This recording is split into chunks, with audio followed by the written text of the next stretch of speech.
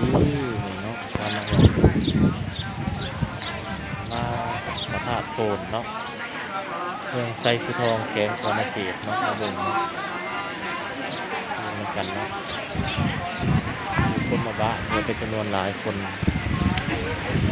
เบิ่งเหมือนกันเนาะมีเป็นพระธาตุหนึ่งตัวทับทิศแล้วก็เป็นแหล่งท่องเที่ยวเนาะนำของแกงสอนเขตเมืองไซฟูทองเนาะมาเบิ่งพระธาตุมาเบิ่งใกล้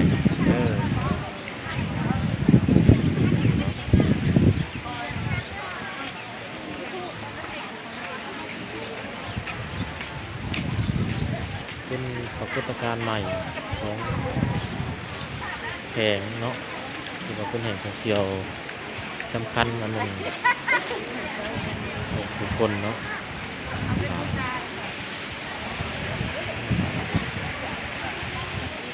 บ่ขาดซ้ายแต่ละมือเนาะคือว่า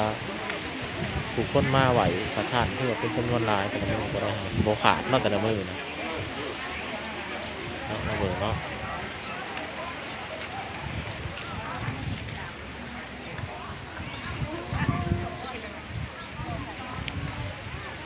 ธาตุก็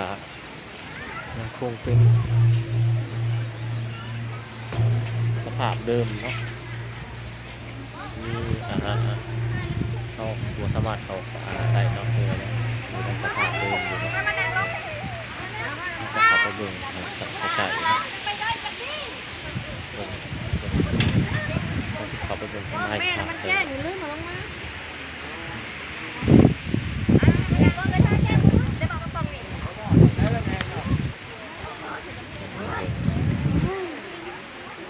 หอกตรงถาดตัวกระถาครับ เพราะว่าคุณจะซื้อรถไฟจะทำสูงเนาะฝากสารร้านต้องซื้อเนาะอนุญาตเนาะต้องจะคิดเก็บค่าเก็บเขาทำเป็นเจ้า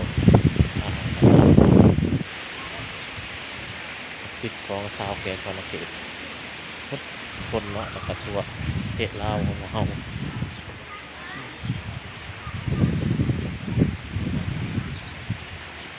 มีต้นโพขึ้นเนาะใบโพมีใบไม้โป่งออกเนาะเป็นรูปลักษณะรูปสากเนาะมันเป็นมัวๆเนาะส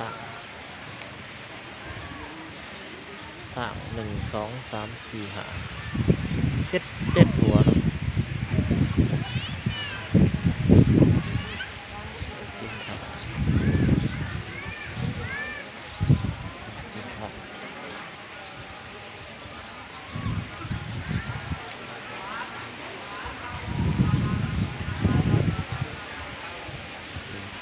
ผิดเนาะมีหัวน้ำเลยบ่งหัวน้ำอันนี้เป็นบ่อน้ำเป็นตะไคร่ตักสร้างหลังส่วนจุดไข่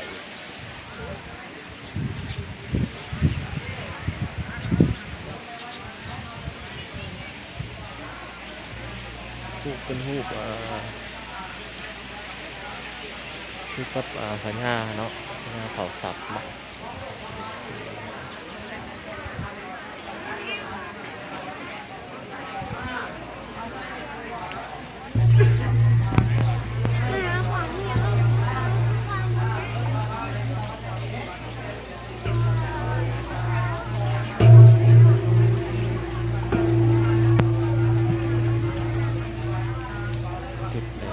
ของ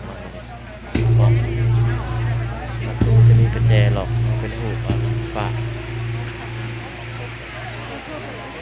ปิดเนาะนั่งคัตมาดเนาะนี่ก็นั่งคัตมาดอะไรนะทางเขาตูขององค์พระธาตุจะมีเป็นชุดกราบไหวเนาะสำคัญเนาะตัว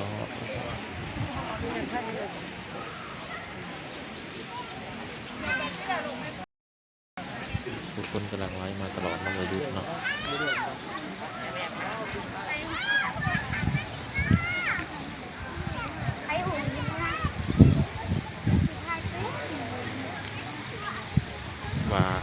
ตามตอนต่อไปเนาะว่าสิถ่ายอย่างหนึงเด้อ